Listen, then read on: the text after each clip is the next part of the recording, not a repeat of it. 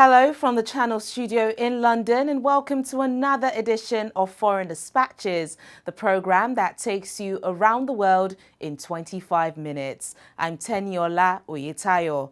On the programme this week, thousands of people killed in Turkey and Syria after strongest earthquake to hit the region in decades. Plus, Ukrainian President Volodymyr Zelensky visits the United Kingdom for the first time since the beginning of the Russian invasion of Ukraine. This week, the world watched in horror as distressing images emerged and rescue workers raced against time following the most powerful and deadly earthquake to hit Turkey and Syria in decades. Rescue teams worked through freezing temperatures to frantically rescue survivors, and in some badly hit areas, families had no choice but to search for their loved ones themselves, as rescuers were unable to reach them. As of Wednesday, over 12,000 people had been confirmed dead and tens of thousands injured in both countries. Panicked residents running as buildings collapse across southern Turkey. The magnitude 7.8 quake, the deadliest in the region since 1999, hit Turkey and Syria in the early hours of Monday, causing entire apartment blocks to crumble to dust and crushing families to death as they slept.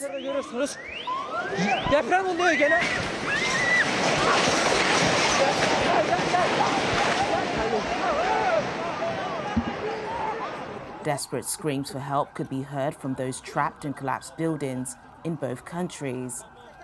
The rescue efforts began with rescuers and family members of those missing combing through the rubble looking for their loved ones.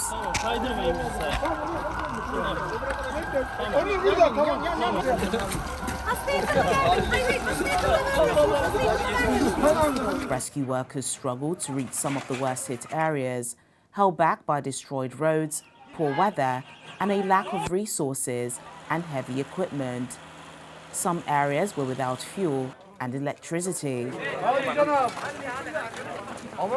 Some anguished families said rescue services took too long to respond in some areas and complained about a lack of equipment. There are no equipment, also not enough people to help rescue others. People are using their hands to help trapped people. There are some buildings that people haven't reached yet to help people stuck there. We're here to help, but there are no equipment. Everything is done by hands. Whole families are still trapped under the buildings. Distressing images show children being pulled from beneath the rubble.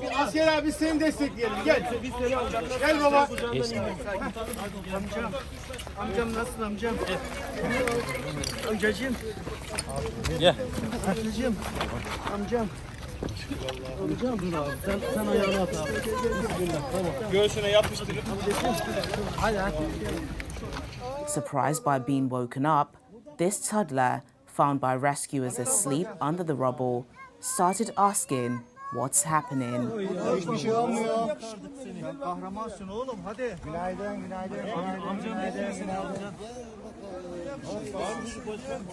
In northern Syria, in images too graphic to show, a newborn baby was rescued from a collapsed building. Her umbilical cord was still attached to her mother when she was found. Her mother and other immediate family members did not survive.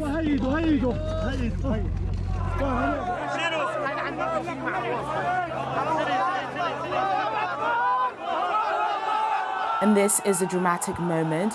A family of 6 were pulled alive from rubble in Idlib.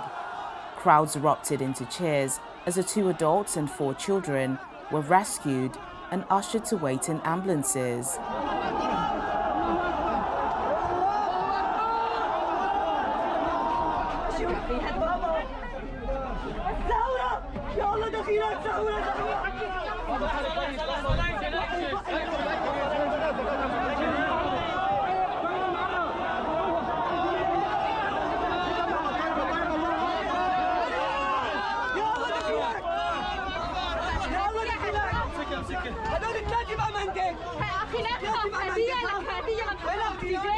Drone footage of the region showed the sheer level of destruction caused.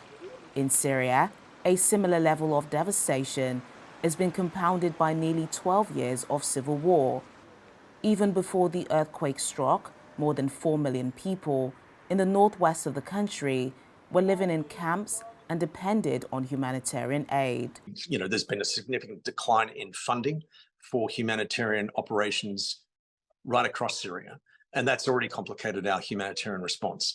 When you think of what's going on in Syria right now, a long-standing humanitarian crisis, still getting over COVID, a huge economic crisis, cholera outbreak, and now this additional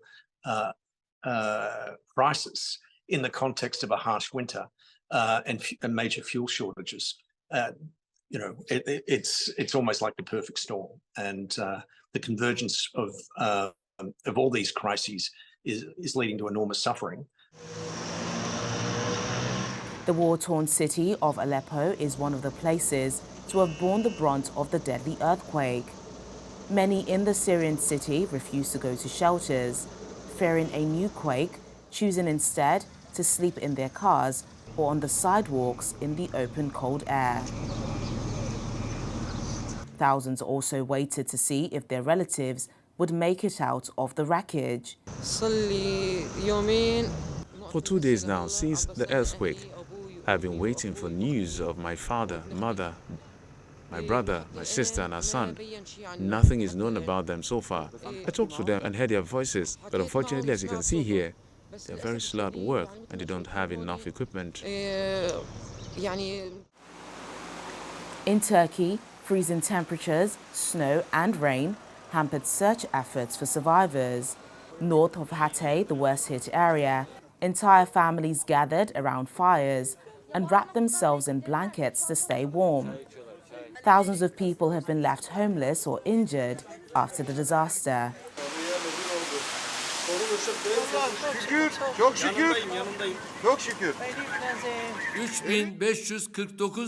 Turkish President Recep Tayyip Erdogan has announced a 3-month state of emergency in the 10 provinces worst affected by the quake. The World Health Organization has warned that the death toll, already in the thousands, could rise significantly, and millions of people have been affected by the disaster. Numbers do not tell us about the perilous situation that many families now face, having lost everything, forced to sleep outside in the middle of winter. It's now a race against time. Every minute, every hour that passes, the chances of finding survivors alive diminishes. Continued aftershocks, severe winter conditions, damage to roads, power supplies, communications and other infrastructure continue to hamper access and other search and rescue efforts. Potentially 23 million people are exposed, including around 5 million vulnerable populations, including more than 350,000 older people, 1.4 million children. Civilian infrastructure and potentially health infrastructure have been damaged across the affected region, mainly in Turkey and northwest Syria. Besides massive destruction, the road access in many areas is disrupted inside Turkey and across the border inside northwest Syria. WHO recognizes Turkey's strong capacity to respond and considers that the main unmet needs may be in Syria in the immediate and mid-term. Monday's earthquake was the biggest recorded worldwide by the U.S. Geological Survey since a tremor in the remote South Atlantic in August 2021. As Turkey and Syria assess the damage caused by the huge earthquake, countries around the world mobilized to help the rescue and recovery efforts. A host of countries have sent rescue workers, equipment and emergency aid to help the stricken region amid a massive effort to find and free trapped civilians.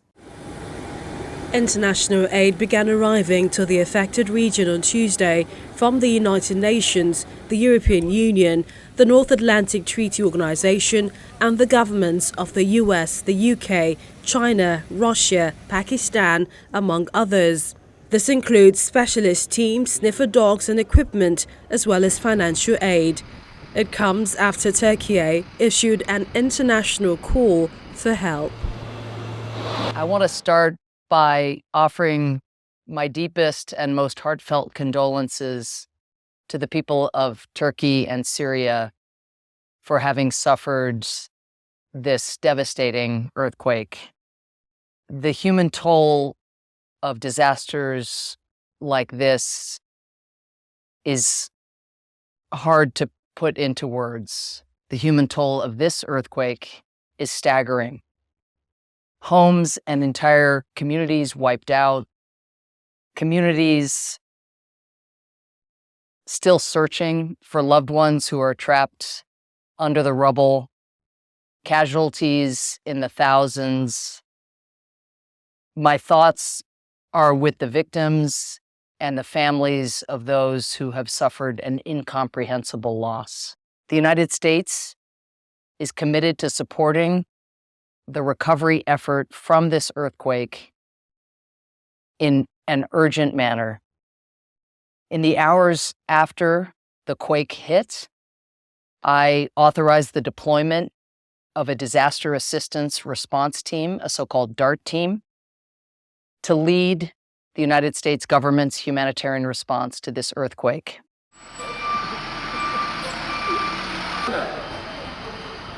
Our goal is to save lives. We believe that life could be saved still in this time slot. The conditions and the circumstances are difficult. The weather is cold and the destruction is severe. We have seen thousands of deaths and tens of thousands of injuries through this tragedy.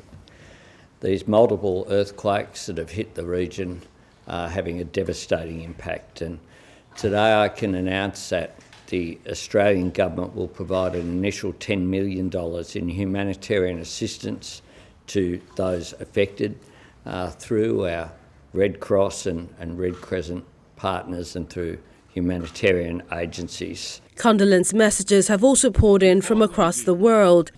I want to convey my deep sadness about the devastating earthquakes in Turkey and Syria.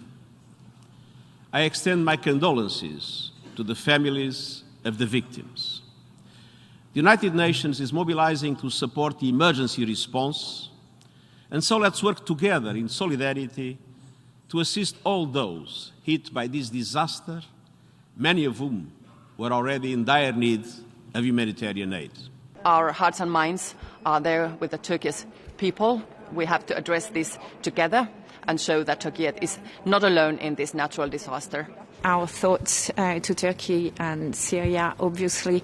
The EU, as you have seen, has triggered the civil protection mechanism, and the French president has just announced that he was ready to send some support to Turkey and Syria to help. Turkish and Syrian communities in several countries, including the UK and Canada, have also launched their own local donation drives.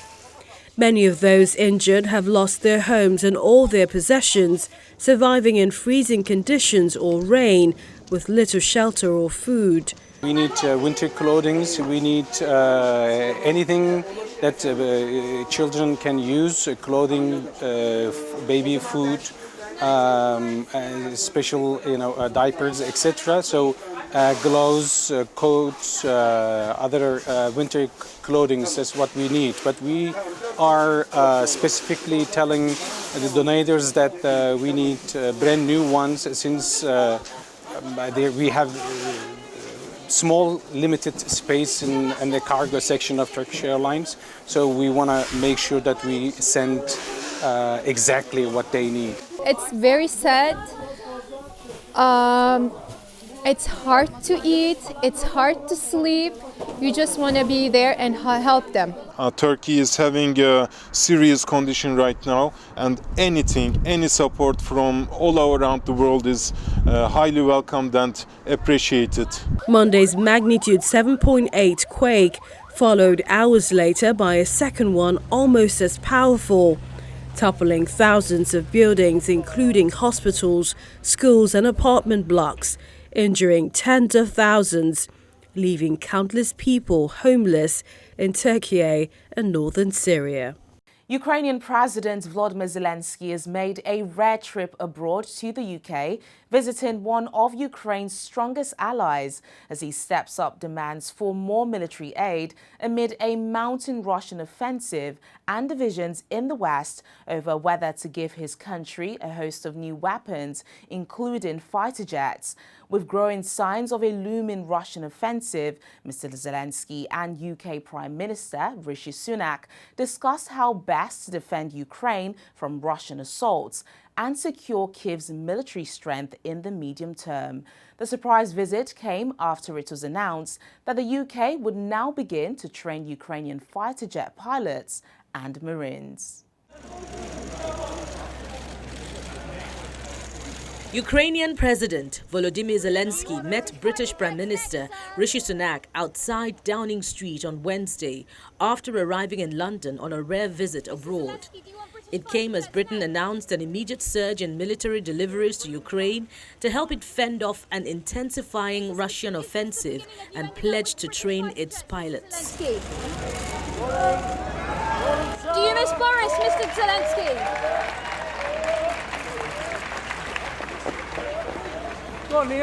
Addressing a joint session of the UK Parliament, the Ukrainian president made a plea for fighter jets from the West as he presented Commons Speaker Sir Lindsay Hoyle with the helmet of a Ukrainian pilot whom he said was one of the country's most successful. And we know Russia will lose. And we really know the victory will change the world. And this will be a change that the world has long needed. The United Kingdom is marching with us towards the most important victory of our lifetime. It will be a victory over the very idea of the war. Any aggressor who will try to push the boundaries by force, who will inflict destruction and death on other peoples, who will try to endure his dictatorship at the expense of other people's blood in criminal and unprovoked wars, as the Kremlin does. Any aggressor is going to lose. He thanked Prime Minister Rishi Sunak for providing tanks, but also singled out Boris Johnson, who was Prime Minister when the invasion began. President Zelensky also urged the UK and the West to continue imposing sanctions until Russia is deprived of any possibility to finance the war. Ukrainian soldiers are being trained in Britain, in particular to operate Challengers, your main battle tanks.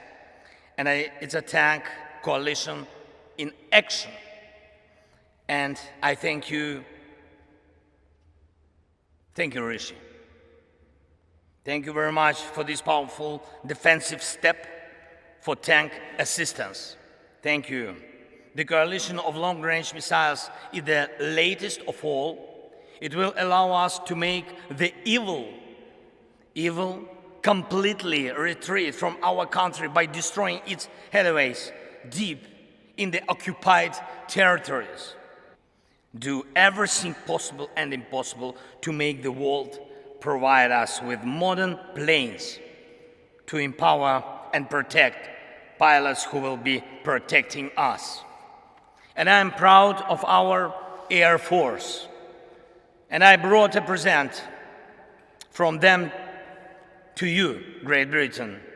Hundreds of MPs and peers were sacked into Westminster Hall to hear him speak, and he received a long and rapturous applause as he arrived.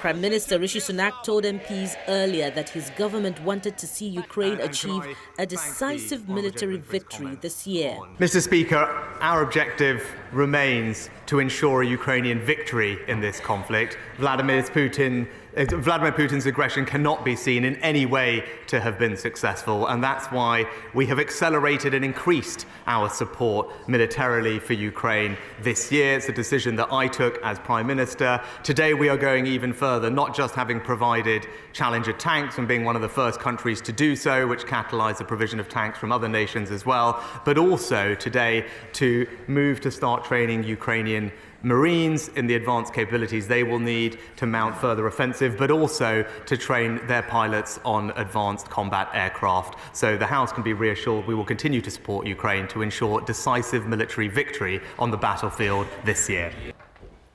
After his speech in Parliament, the Ukrainian president headed to Buckingham Palace, where he met with King Charles.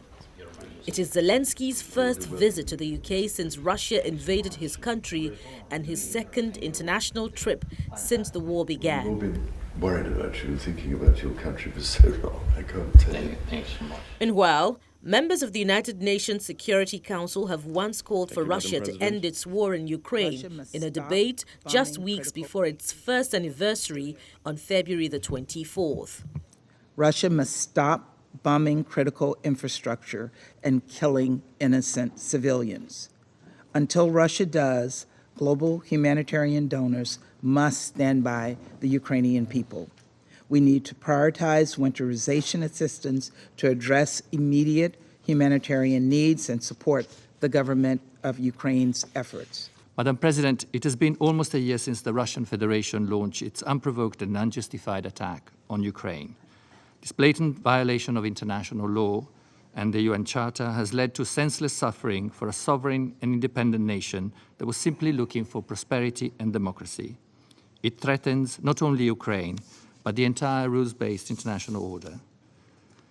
The Russian aggression has led to high landmine contamination, which poses a major threat to human security, restricting relief aid delivery and preventing civilians from returning to home safely. Madam President, we once again call on the Russian Federation to immediately cease all its hostilities and unconditionally, completely and immediately withdraw all of its forces and military equipment from the entire territory of Ukraine within its international recognized borders in order to find a diplomatic solution. Sadly enough, this needless war might hit the upcoming one-year mark. It has been ongoing for too long already, and Russia must end it now. The world needs a just and sustainable peace in Ukraine.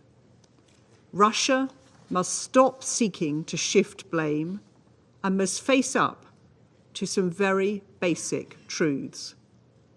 First, it must acknowledge the immense suffering its war is causing to its own people, the people of Ukraine, and people around the world.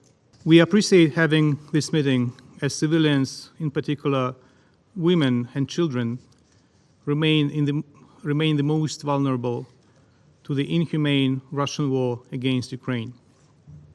Russian missile and drone terror remains a major threat for the civilian population throughout Ukraine. Even if not followed by a strike, every single missile alert is accompanied by air raid sirens, which disrupt the normal life of the civilian population throughout the country. As Russia's invasion of Ukraine nears the one-year mark, Kiev is sounding an increasingly urgent warning of a major new Russian offensive. Ukrainian officials say they fear that Russia's military is regrouping and preparing an imminent attack designed to turn the tide of the war in Moscow's favor, its ranks bolstered by hundreds of thousands of conscripts called up last year. And finally, on the program and on a lighter note, get your virtual reality glasses ready as we take you to meet a Nigerian artist who's using artificial intelligence to reimagine life for elderly people in Africa. He does this by showcasing near real-life pictures and videos of them walking down the fashion ramp and on the beach. Let's take a look. White-haired men and women strut down the catwalk in the latest fashion, but it is not real life. These hyper-realistic images have been created using artificial intelligence by Nigerian artists. That was the same day that a prophecy was meant to come to pass, the prophecy that nobody took serious. Malika Febwa, who is also a filmmaker, said because many elderly people were marginalized in society, especially in the fashion world, he began to imagine how they would look if they were models. The Elder series came from me trying to showcase the elderly people in a different way that you don't normally see them. Because I feel they're marginalized. I feel like people don't talk about them, in the community or anything. So I wanted to see them in a different space. Afebwa started posting some of his work on social media and it went viral. Good to go, good to go. He came up with Elder's series, a catalogue of pictures and videos showing white-haired women and bearded men strutting the runway for a virtual fashion show in Afrocentric attire, including ornamental neck and arm bands. Afebwa was not always an artist. He studied business in university, but stepped into the world of filming after a friend bought him a camera in 2011. That history speaks a lot for us that we need to learn from to know where we're going to. So why don't we tap into that? So that love for that, to find out more about them is always me trying to tap into that space. So for me trying to tap into that space already, I like to explore. He said the idea to explore a different world for old people came when his elderly mother fell ill. Using an artificial intelligence app, he started creating content showing a brighter side of old age. And that's the program today, but remember, our top stories are never far away. You can catch them on channelstv.com. Thank you so much for watching. I'm Teniola Oyetayo. Bye for now.